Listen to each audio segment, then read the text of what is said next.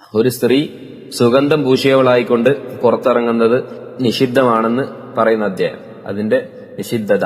ഒരു സ്ത്രീ അത്തർ പുറത്തിറങ്ങുന്നതിന്റെ അത് നിഷിദ്ധമാണ് എന്ന് വിളിക്കുന്ന അധ്യായം.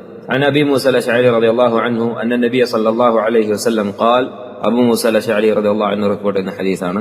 റസൂൽ സല്ലല്ലാഹു അലൈഹി വസല്ലം പറഞ്ഞു, കുല്ലു ഐനിൻ സാനിയ, എല്ലാ കണ്ണും വ്യഭിചരിക്കും, എല്ലാ കണ്ണും വ്യഭിചരിക്കും. വൽ മർഅതു ഇദാ ഇസ്തഅഫറത് തമറത് ബിൽ മജ്ലിസി ഫഹിയ കദാ വകദാ. ഒരു സ്ത്രീ സുഗന്ധം പൂശുകയും ഒരു മജ്ലിസിന്റെ അരികിലൂടെ നടന്നു പോയാൽ, ആളുകൾ ഒത്തുകൂടിയിരിക്കുന്ന സ്ഥലത്തിന്റെ അടികളിലൂടെ നടന്നു പോയി കഴിഞ്ഞാൽ, അത്തർ പൂശിക്കൊണ്ട് നടന്നു പോയി കഴിഞ്ഞാൽ ഫഹിയ കദാ വകദാ, അവൾ ഇങ്ങനെയൊക്കെയാണ് എന്ന് റസൂൽ സല്ലല്ലാഹു അലൈഹി വസല്ലം പറഞ്ഞു. അവൾ ഇങ്ങനെയൊക്കെയാണ്. യഅനി എന്ന് വെച്ച് കഴിഞ്ഞാൽ സാനിയ, വ്യഭിചാരി. അല്ലാഹു മുസ്തആൻ. ഈ ഹദീസ് റിപ്പോർട്ട് ചെയ്തവരാണ് ഇമാം അബൂ ദാവൂദ് വന്നസായി വദാരിമി വഇബ്നു ഖുസൈമ വൽ ഹദീസ് സ്വഹീഹുൻ വഹുവ ഹദീസുൻ സ്വഹീഹുൻ. അല്ലാഹു മുസ്തആൻ. അപ്പൊ ഈ ഹദീസിൽ എന്തുണ്ട്?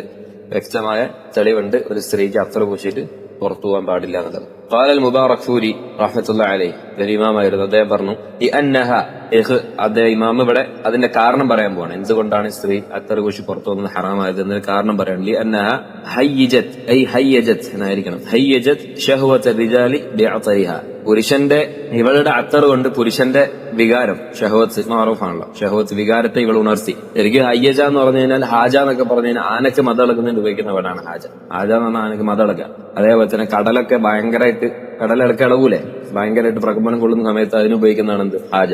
ഈ വേർഡുകൾ, ആ വേർഡാണെന്ത് ഇവിടെ ഉപയോഗിച്ചിരുന്നത്. അതായത് പുരുഷന്റെ ഷഹവത്തിന് അങ്ങനെ ഇതാക്കും. മലയാളത്തിൽ പറയുമ്പോൾ നമുക്ക് അങ്ങനെ പറയാൻ പറ്റുള്ളൂ. പുരുഷൻ, എനിക്ക് അങ്ങനെ പറയാൻ അറിയുള്ളൂ. പുരുഷന്റെ ഷഹവത്തിന് വികാരത്തെ ഉണർത്തും ഈ എന്ത്? ഇവളുടെ അത്തറിനെ.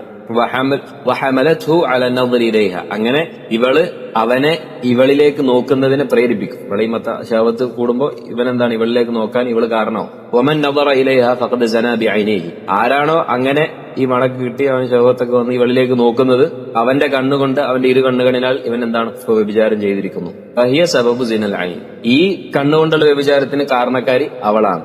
ഫഹിയ ആസിന, അങ്ങനെ അവൾക്ക് എന്താണ്? ഈ കുറ്റവും കിട്ടും. അങ്ങനെ അവള് പാപിയാണ്, പാപിയായി മാറും. അപ്പൊ അതാണ് ഈ ഹദീസിന്റെ ഹിക്മത്ത്, മഫ്ഹൂമാണ് ഇൻഷാ അല്ലാഹ്.